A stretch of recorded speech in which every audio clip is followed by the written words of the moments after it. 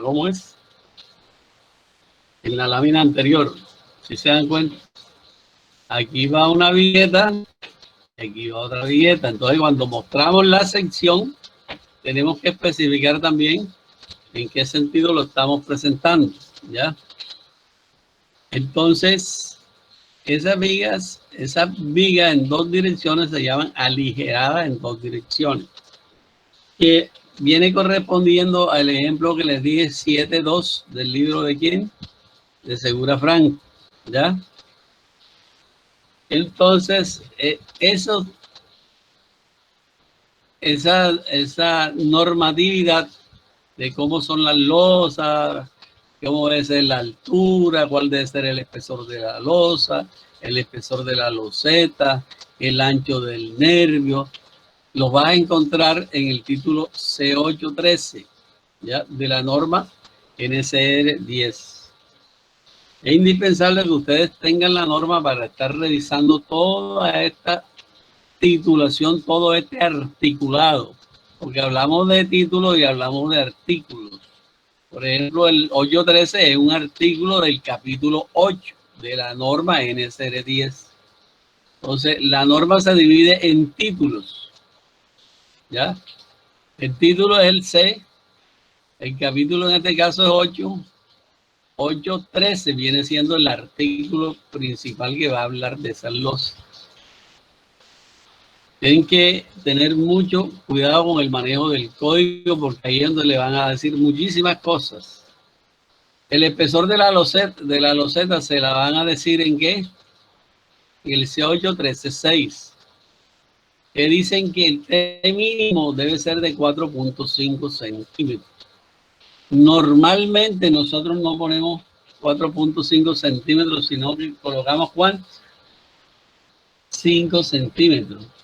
Para no trabajar sino con la normativa de nosotros del criterio de buenas normas de constructividad o buenas normas de ingeniería de especificar medidas de 5 en 5 centímetros. ¿Ya? El BW viene siendo la base del nervio y está especificado en el C813.2.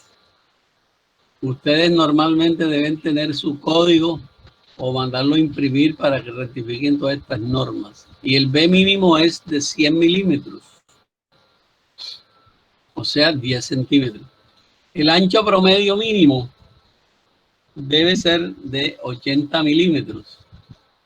Y su altura no debe ser mayor de 5 BW. O sea que si buscamos el ancho, la altura máxima debe ser 5 BW. O sea, si tiene 10 centímetros, la altura máxima que podría tener esa vigueta sería de ¿cuánto? De 50 centímetros. Las separaciones.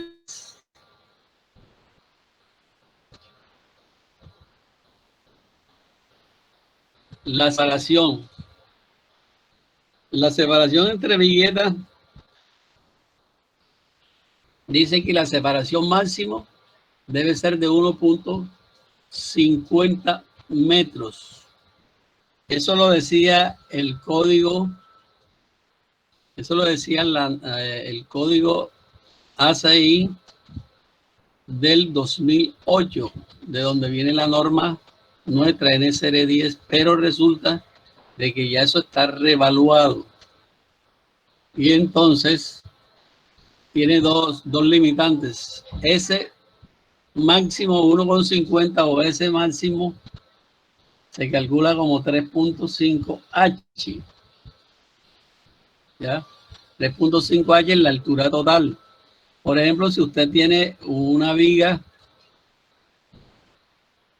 una losa que tiene una altura de 40 centímetros, 3.5, ¿cuánto es?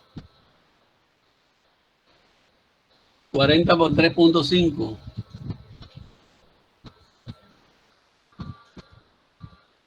Jóvenes, ingenieros, hagan la operacioncita. 140. 140. Y acá por otro lado le dice que es de 1.50. 140. 140. Entonces, ¿cuál sería la separación máxima en ese caso? Sería 140. 140, pero yo les digo que ya eso está revaluado. En el código, en la norma NCR, en la norma del ACI, la separación máxima permitida en ambos sentidos para losas en una dirección, en dos direcciones, la separación máxima es de 75 centímetros, o sea, 0.75 metros, ¿ya? Entonces quedaría que esta ya estaría revaluada, ¿vieron? Esta que está aquí. Nosotros la colocamos porque es lo que dice la norma, pero ¿qué pasa? Que cuando nosotros usamos 1.50, estamos usando una losa muy flexible, ¿ya? Y entonces ustedes saben que las losas se convierten, cuando estamos en el aspecto sísmico, las losas se convierten en diafragmas. Y nosotros debemos tener diafragmas rígidos para que cuando venga el impacto del sismo, ella se deforme uniformemente a lo largo y ancho de toda la viga. ¿Sí me entienden? Supongamos ustedes están empujando una mesa, que la losa suya sea una mesa y encima sea una fuerza que usted le esté aplicando horizontalmente con sus manos. Cuando usted le aplica por las esquinas de una mesa, la empuja, la idea es que ella se deforme igual por todas partes, o sea, la columna, es decir, haya una deformación exacta, ¿ya? Esa deformación exacta por todas partes se consigue si el diafragma no es rígido, ¿ya? Perdón, si el diafragma es rígido, si el diafragma no es rígido, es flexible, entonces no se está cumpliendo el concepto de diafragma rígido y por tanto vas a tener de cómo es tu losa deformada, mal deformada. Y entonces cuando ya ponen la separación de esa de 1.50, es posible que te dé. Esa corrección se dio casualmente por eso, para tener losas rígidas.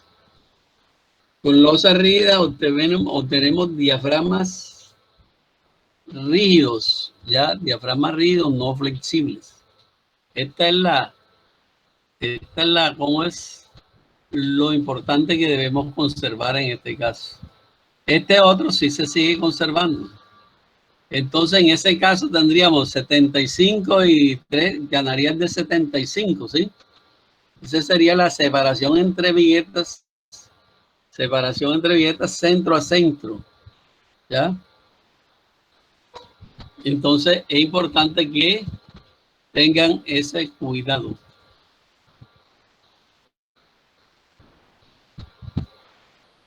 Aquí tenemos las tablas, los espesores que pueden tener esas losas, las macizas y las aligeradas, ¿ya?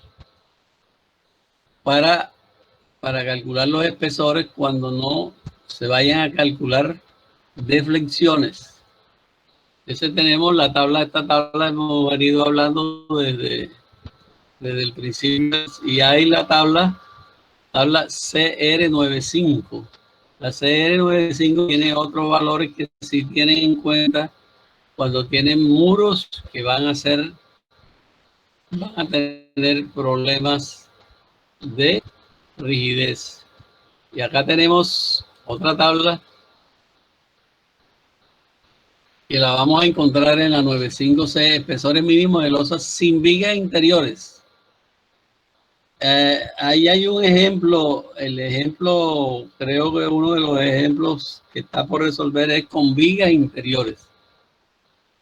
Entonces, aquí tenemos unos espesores de vigas, de losas, cuando no tienen vigas de borde, cuando tienen vigas de borde, cuando son paneles interiores y cuando son paneles exteriores, ¿ya? Entonces aquí esta viga de borde, sin vigas de borde, fíjense las longitudes que están teniendo. Y vamos a tener valores relacionados también con el FY que tengamos de el acero. Cuando estamos trabajando con acero de 280, el acero de 280 recuerdan que son el acero de 40.000, o sea, de grado 40, y de 420 el grado 60. Entonces, esto nos van a dar, en la medida que tengamos un acero fluencia, estas van a dar alturas, estas van a dar alturas mayores. L, por ejemplo, si usted tiene una luz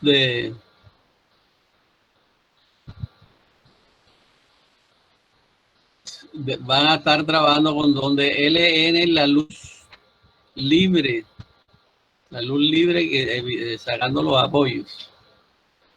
Entonces usted se va a esta tabla, ve las condiciones que tiene, si es un panel interior sin ábaco y con el otro lado con ábaco y paneles interiores.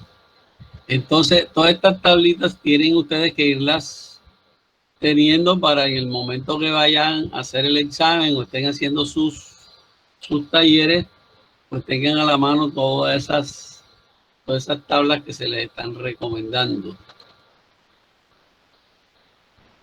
Entonces después viene el análisis de la carga de diseño. El análisis de la carga de diseño es muy similar, porque se hará también, ¿por qué?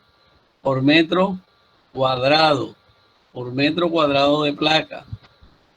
Entonces el peso propio, el precio propio, ¿cómo se escoge, jóvenes?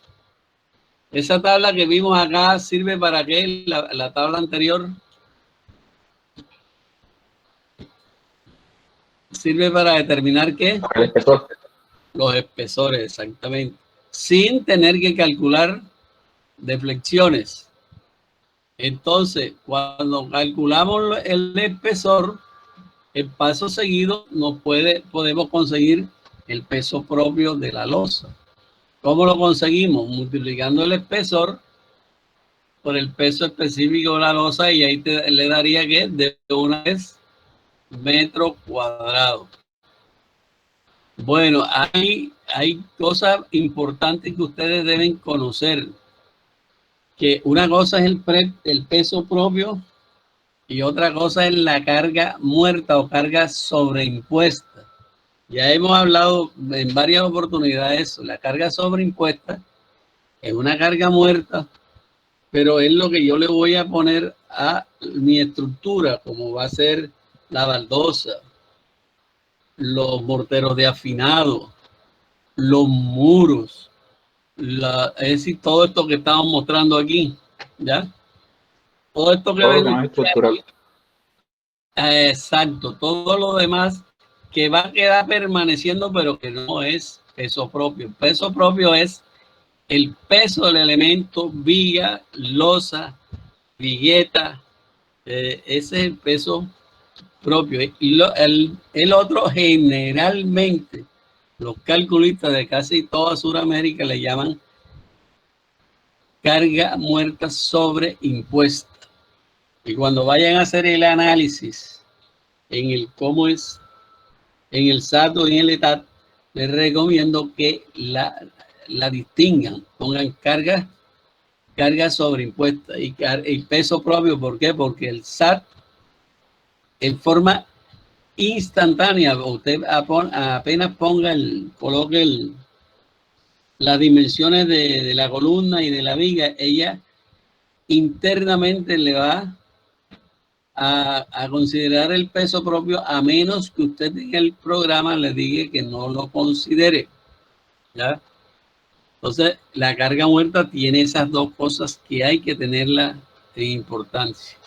Fíjense que aquí mortero, nivelación, acabado, cielo raso, instalaciones eléctricas y muro divisorio, es carga que carga muerta, pero sobreimpuesta. Fíjense que la apartan del peso propio, ¿ya? La apartan inmediatamente. Pero toda, la suma de todo es carga muerta, ¿ya? La suma de todo es carga muerta. Y se considera al final cuando se va a hacer el análisis. ¿Entendido eso? ¿Oyeron? ¿Sí les quedó claro?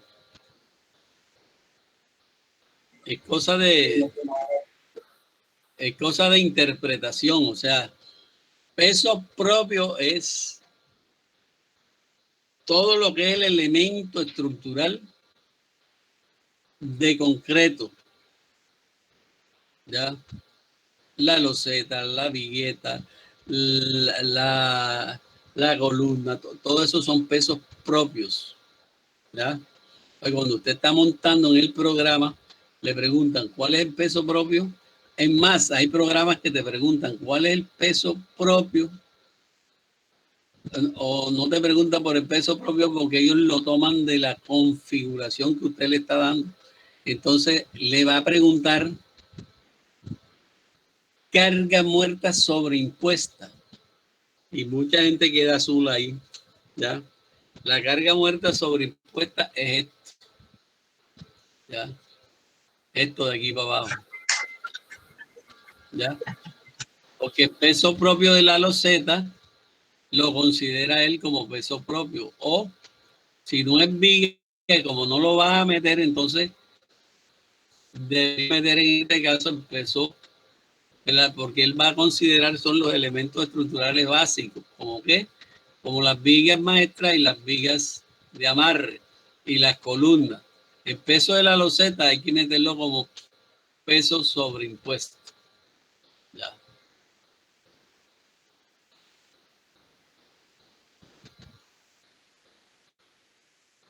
Acá volvemos a hablar siempre de cargas vivas. Siempre que hablemos de carga muerta, tendremos que hablar de qué? De carga viva. Y entonces eso es lo que llamamos nosotros cargas de uso. Las cargas de uso. Todas esas cargas vivas las vamos a encontrar en el título B4, B4.2. Entonces, y esas van a ser dependiendo de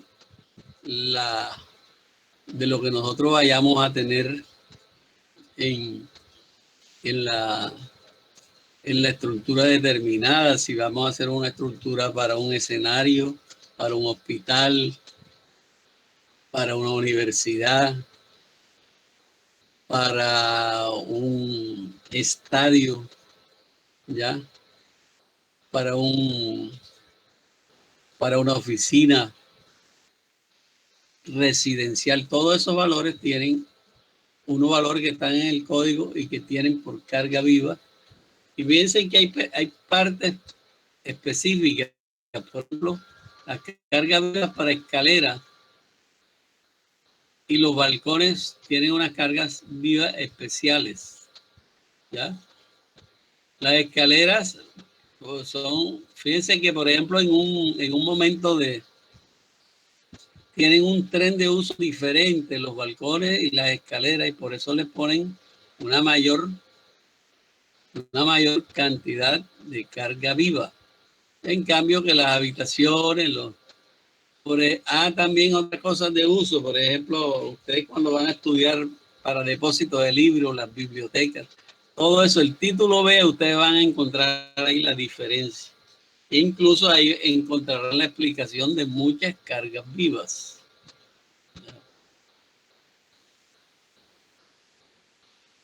Bueno, fíjense aquí el análisis de la sección B sobre H. Hay una cosa constructiva que yo les quiero explicar aquí en esta diapositiva. Les quiero explicar lo siguiente. Hay mucha gente, incluso ingenieros de cierta trayectoria. Observen dónde está este acero superior, dónde está colocado.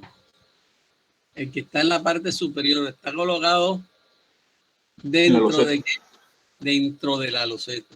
Y ese acero debe tener un recubrimiento libre, o sea, sacándole el que tiene la malla de 2 centímetros. O sea que si esa loseta tiene 5 centímetros, ese acero debe estar colocado dentro de la loseta. Si usted coloca ese acero acá, a nivel de donde está el vástago, el cuerpo de la vigueta, ya usted está dañando el cálculo o sea, ya el peralte de esa vigueta no va a ser el mismo con que usted calculó, ¿ya? Entonces hay que tener en cuenta eso, porque usted verá algunos diseñadores colocando, o a veces no son diseñadores, a veces son dibujantes que creen que es lo mismo colocarlo aquí que colocarlo acá. ¿Por qué no es lo mismo, jóvenes, amigos? Dígame aquí, vamos a ver, Laila Olivero, ¿por qué no es lo mismo colocar ese acero superior debajo de donde va la línea de superior del vástago de la vigueta que colocarla en el punto donde está colocado? ¿Cuál es el efecto físico de colocarlo aquí y colocarlo acá? ¿Quién me dice? El aspecto mecánico, ¿qué varía ahí? ¿Qué está variando? Según la flexión, ¿qué varía?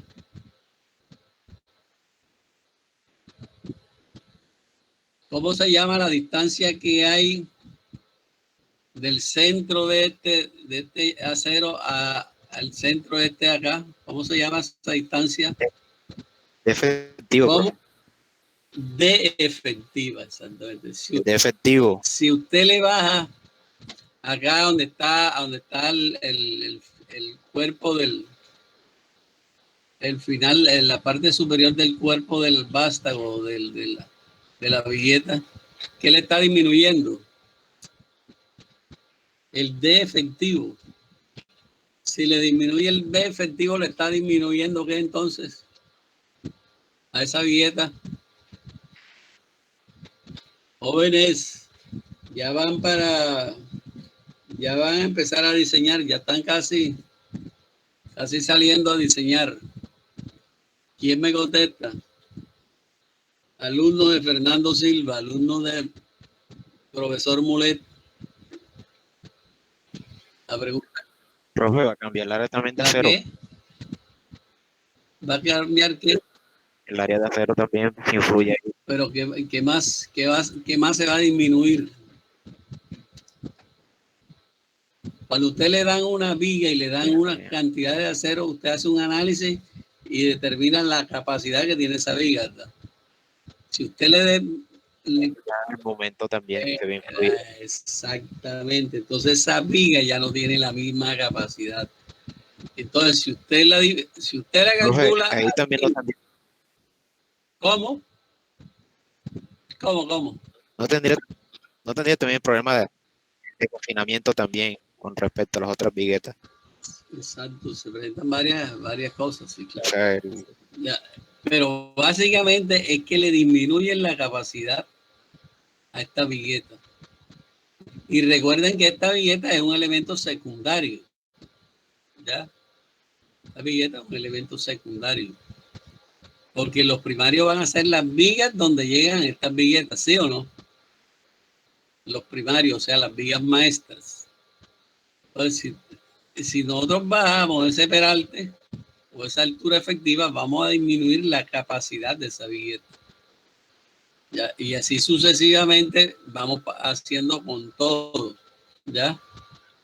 Entonces, esta viguetica, fíjense si la bajamos acá, fíjense lo que vendría pasando. Y la bajamos acá, posiblemente este acero va a quedar por debajo del acero de la viga principal. Oigan ese otro efecto grave constructivo.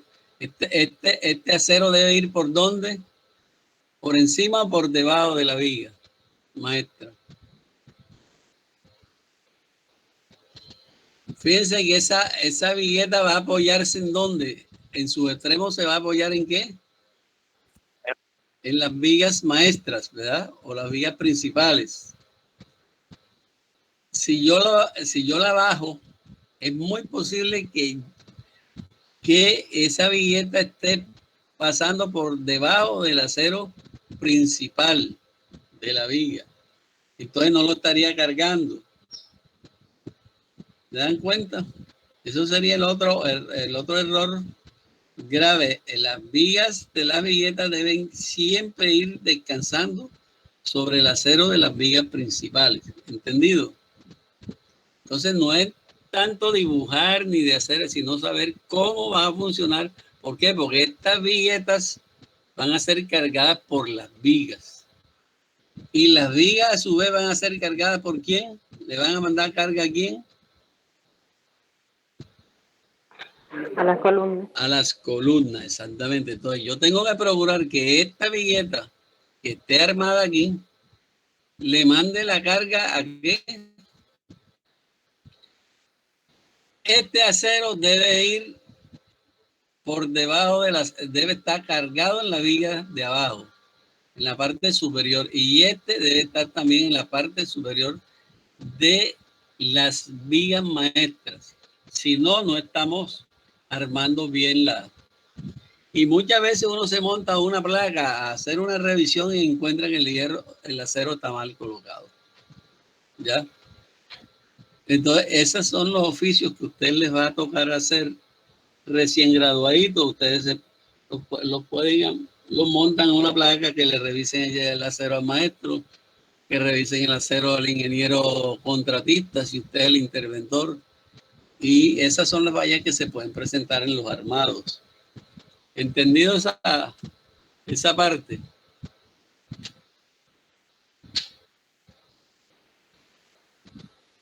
Entonces, aquí viene lo que se llama la cantidad de momento que le manda a flexión y a corte que le manda una placa maciza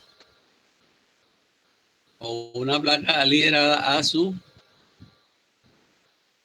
losa. Entonces, eso lo miden en momentos. Esto es un coeficiente y ahí habrán ustedes, yo les mandé unas hojitas que se llaman método directo por los coeficientes. Entonces, esta es la carga aplicada. La carga aplicada es la que usted hace de su análisis. Le dice, bueno, la carga aplicada son 1.500 kilos por metro cuadrado. 1.500 kilos por metro cuadrado. Y estos son los coeficientes de carga y LA y LB son las longitudes de análisis libres que van a tener ya. El Q es la carga aplicada. Entonces, esas cargas que llegan nosotros las vamos a distribuir con unos, si ya han estudiado el taller, ya esos son los que le van a servir a ustedes de. Entonces van a encontrar, ¿se acuerdan que estas son las tablas que yo les mandé? Tablas C13.91, tablas de 13.92 y de cortante. Estas dos tablitas se las mandé, estas 4 tablitas se las mandé escaneadas, pero también esas tablitas las consiguen ¿dónde? En el código. Están y en el código también le explican la forma de usarlo. Más bien no en el código, sino en los ejemplos de los libros. ¿Ya? Y enseguida viene un ejemplo de diseño que vendría siendo lo que nosotros consideramos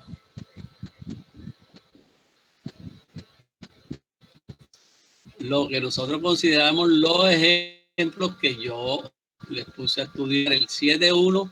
Bueno, fíjense ustedes que el capítulo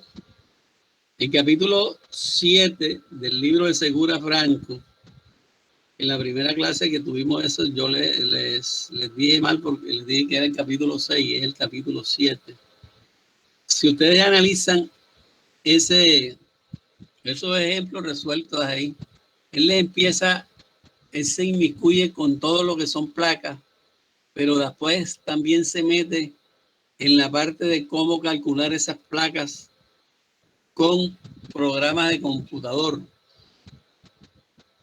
¿Para qué creen que lo hacen? Lo hacen para comparar, para ver qué tan buenos son los métodos. Le comento yo que los métodos son buenos.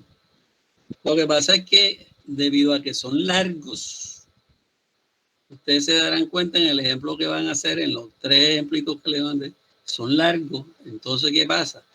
La gente fue buscando formas de montar eso montarlo en una hoja de Excel, montarlo en un software, pero los resultados tienen que ser muy similares. La importancia, lo que vamos a hacer de pronto en este curso es coger un ejemplito de eso, montarlo en un ETAC o en un SAT y ver qué tan eficiente es. Eficientes son porque muchas construcciones de vieja data fueron construidos con esos métodos, ¿ya?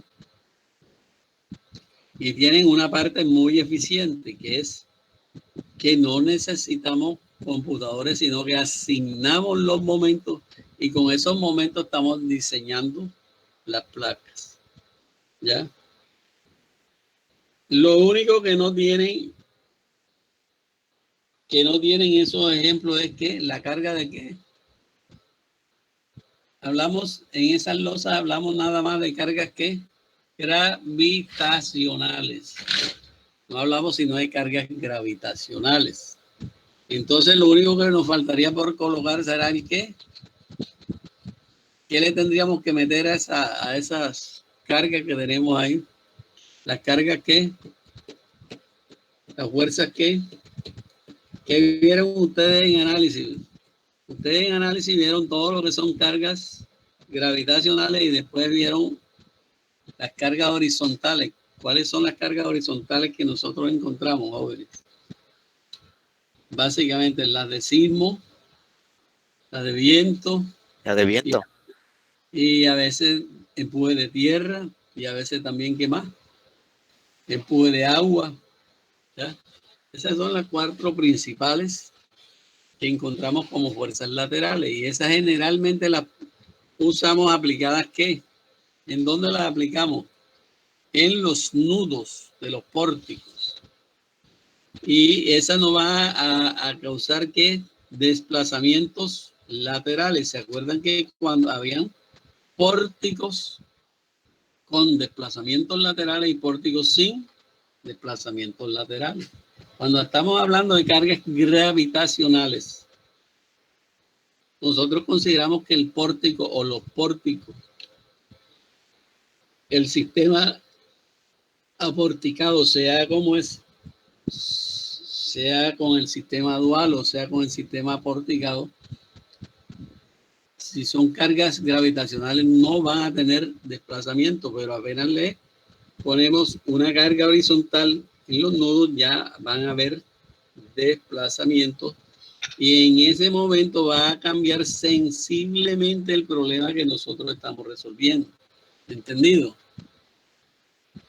Pero fíjense que esos ejercicios, esa gente del tiempo, de tiempos pasados, calculaban las placas con este sentido y después las cargas horizontales se las metían con el método del pórtico equivalente o con el método del pórtico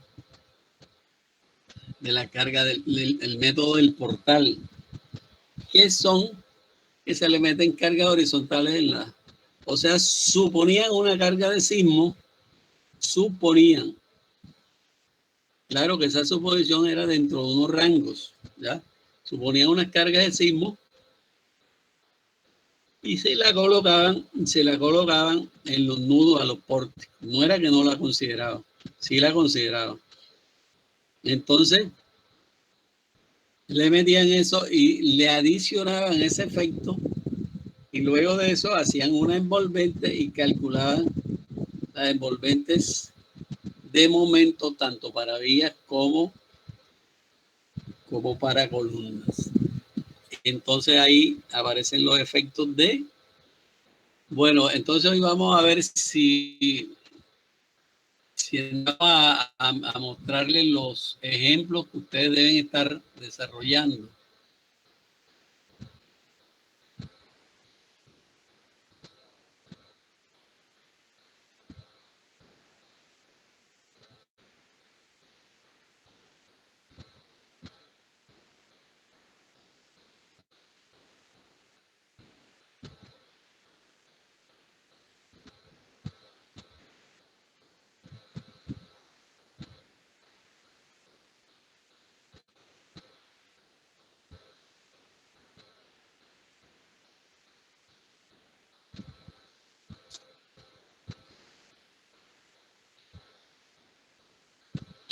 Entonces, si han visto el ejemplo del módulo 2 que les mandé. El módulo 2 es el libro que tiene losa en una dirección, losa en dos direcciones y tiene unos ejemplos. ¿Ya? Jóvenes.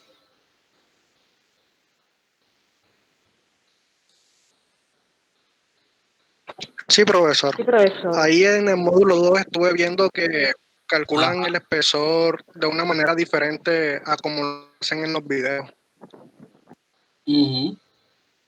Exactamente, para eso les puse para... Y ahí entonces, pero si ustedes se van al código, ustedes se encuentran que todas esas fórmulas están en los códigos. ¿Ya? Aquí les voy a mostrar las tablitas que también les mandé. ¿Están viendo?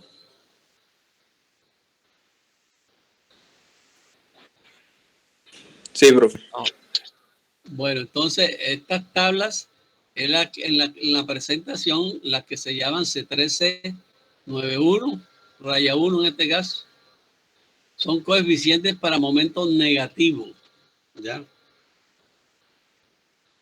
Y entonces los casos de carga que vienen aquí son las condiciones que ustedes ven aquí. Por ejemplo, la primera condición, ¿por qué creen que está vacío? Porque es raro que esto no tenga una condición de apoyo, ¿verdad? Entonces, este caso prácticamente en la realidad no existe. El caso 2 es una estructura que está apoyada en sus 4 bordes, ¿verdad?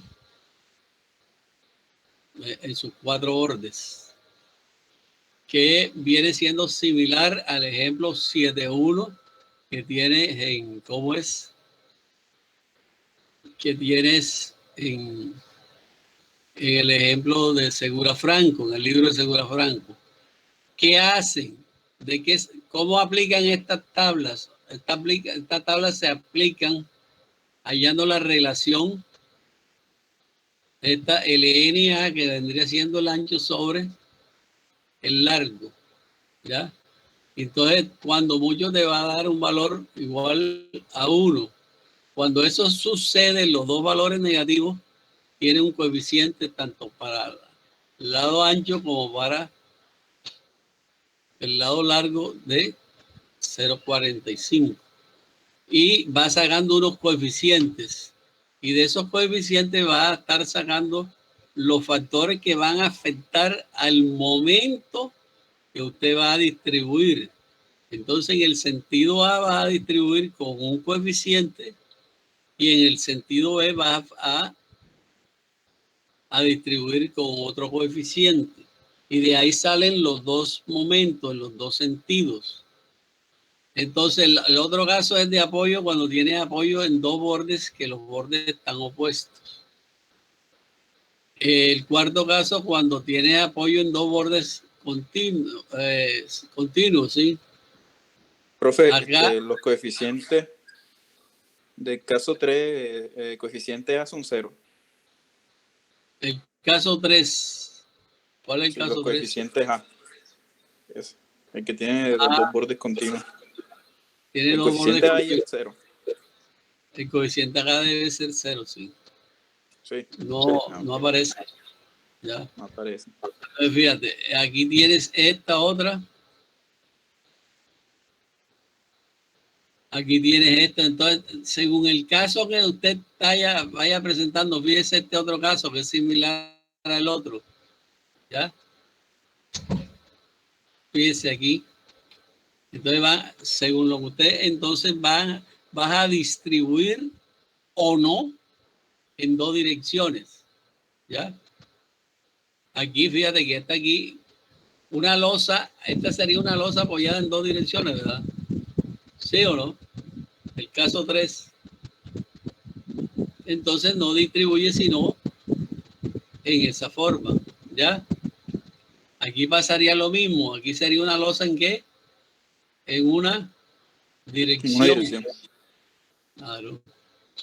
Bueno, entonces esa sería la tabla para momentos negativos. Acá, para momentos positivos de carga muerta. Ellos consideran una cosa la carga muerta y otros valores para la carga viva. ¿Ya? Ahí en el libro, en el ejemplo 7.1, pueden ver ustedes perfectamente aplicadas en el ejercicio de dónde sacan estos valores. Entonces, ¿qué pasa? Es importante que ustedes se den cuenta que en el libro hay una pifia. Ellos llaman las tablas estas con otro nombre, la dicen 7.9 no sé qué, ¿ya? Estas están de acuerdo al código.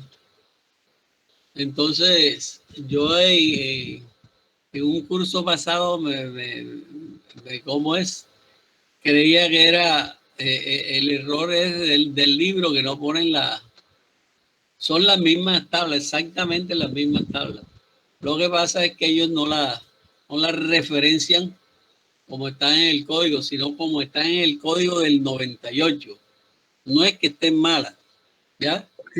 Desactualizada. Exactamente. Entonces, son las mismas tablas, o sea, de pronto él no la cambiaría, pero él te da la referencia de tablas C9. Ahora, si alcanzamos a ver en el libro para que se den cuenta que hay un error, es para que estén pendientes. Entonces, fíjense, aquí coeficiente positivo de carga muerta. Este es para trabajar la carga muerta.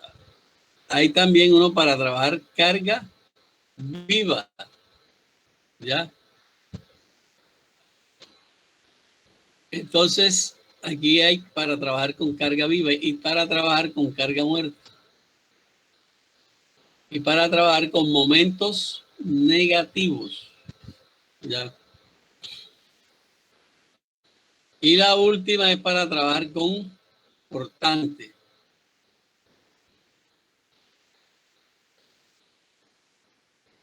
Por eso les mandé las 4 tablas para que miren de dónde salen las cosas. A veces uno en estos libros, cuando le dicen vaya tabla tal, y si uno no tiene la tabla a la mano, pues tiene dificultades. Es bueno que todas estas cositas las vayan haciendo, las vayan imprimiendo para que tengan en el momento de un parcial, en el momento de un taller, tengan sus cositas ahí a la mano. ¿Entendido? Profe, y la relación siempre la debo redondear en múltiplo de 5 para poder meterlo en la tabla. Sí, siempre aquí exactamente tienes que tratar de que vayan con estos, ¿ya? Con esos valores. De todas maneras, son cosas que también pueden trabajarlas con valores de ponderados, ¿no? Interpolados. Bueno, entonces ahí les muestro esas tablas que la vez pasada no se las había podido mostrar. Que estas son las que maneja, ¿cómo es? el doctor Segura Franco, sobre todo en el ejemplo 7.1.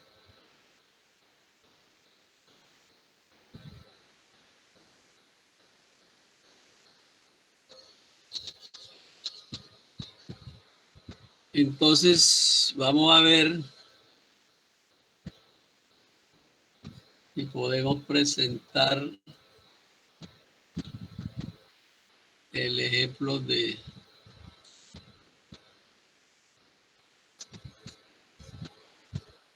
el libro de Segura Franco.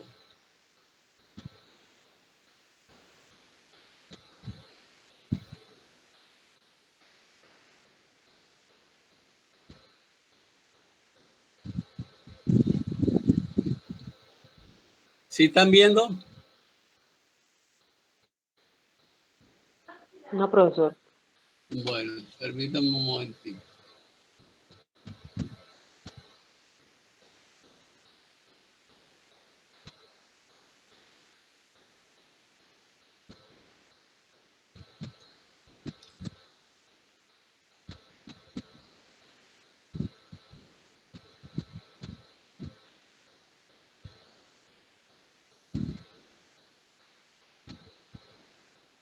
Permítanme un momentico a ver si aquí.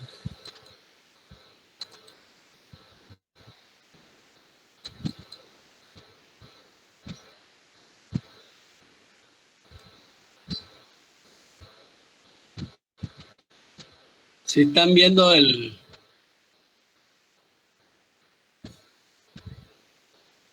profesor. si están viendo la pantalla mía, bueno, vamos a ver si aquí sale el de Seguro Franco.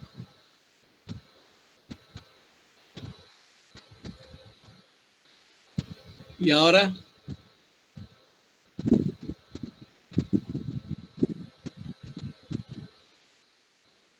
¿ven el libro de Segura? No, profesor. No, profe. Bueno, bueno, permítanme entonces. Vamos a dejar de compartir.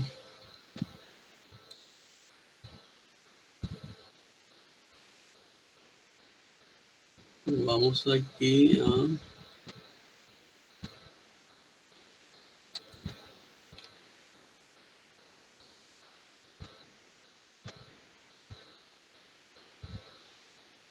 Bueno,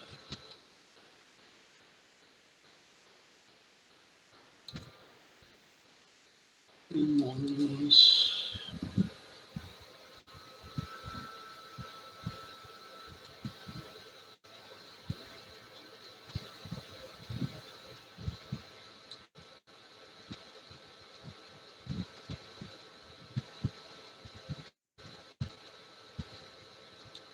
Vamos a ver si ahora podemos compartirlo.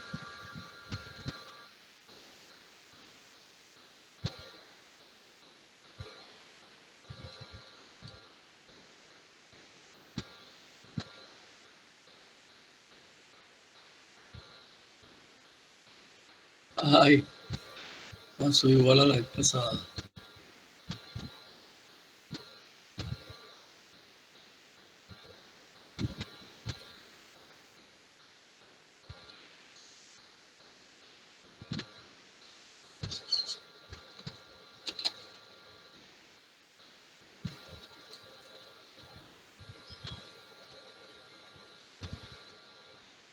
¿No ven ahora la pantalla?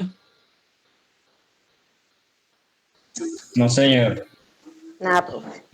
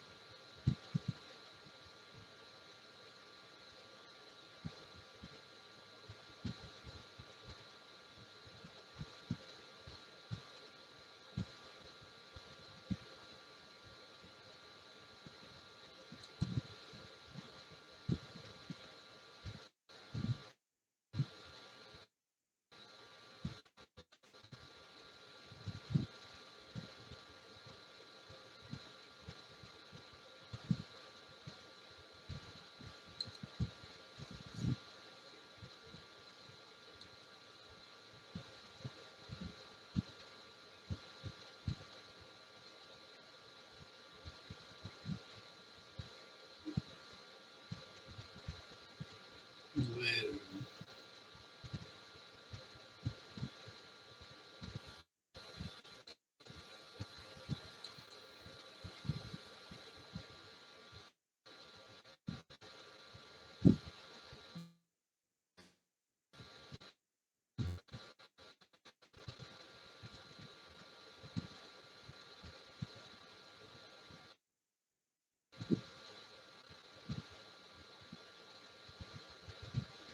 Ampliación.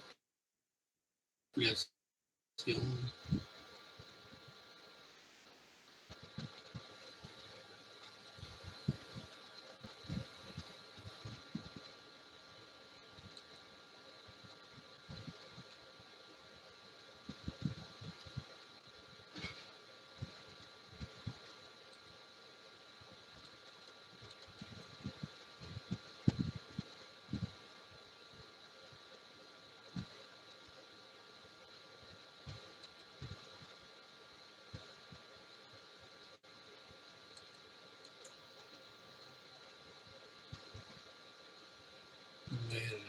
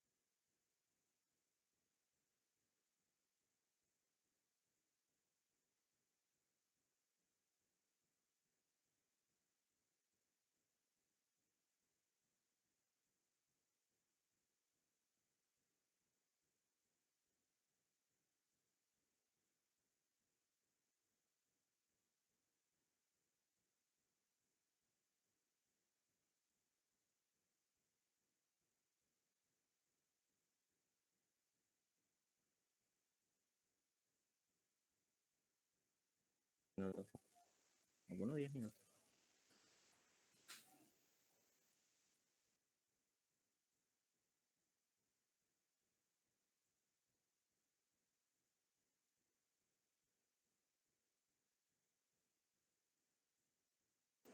Profesor se fue.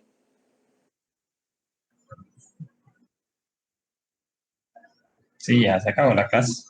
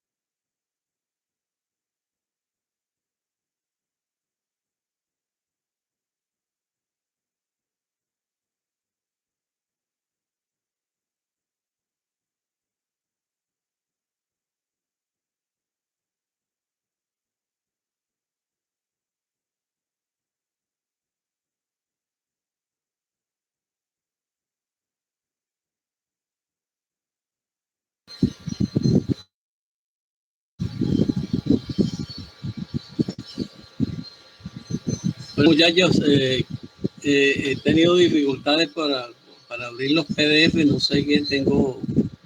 Hay algunos archivos que me abren, otros que no abren, entonces debo tener un... He tratado de revisar esto hasta con mi técnico. Vamos a tratar de ver si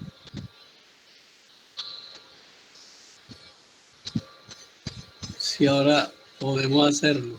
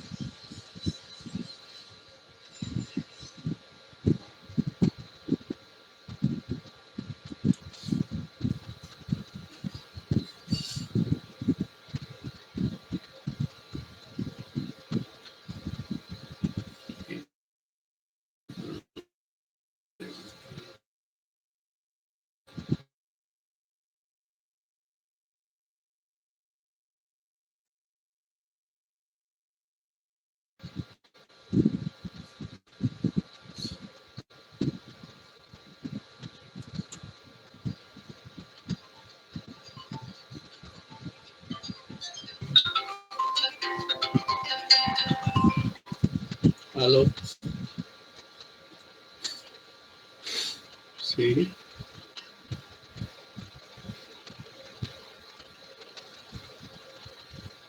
Sí, sí, cómo no.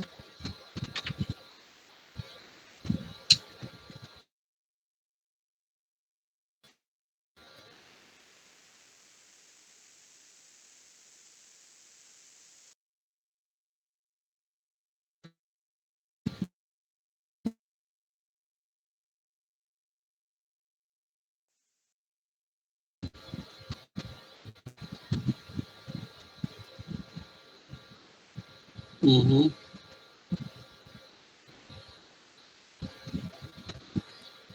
Ajá, perfecto. Bueno, te agradezco. ¿Hubo que-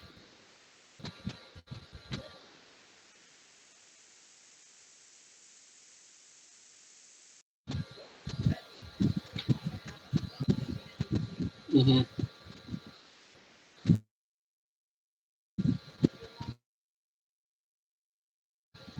Gracias a ti.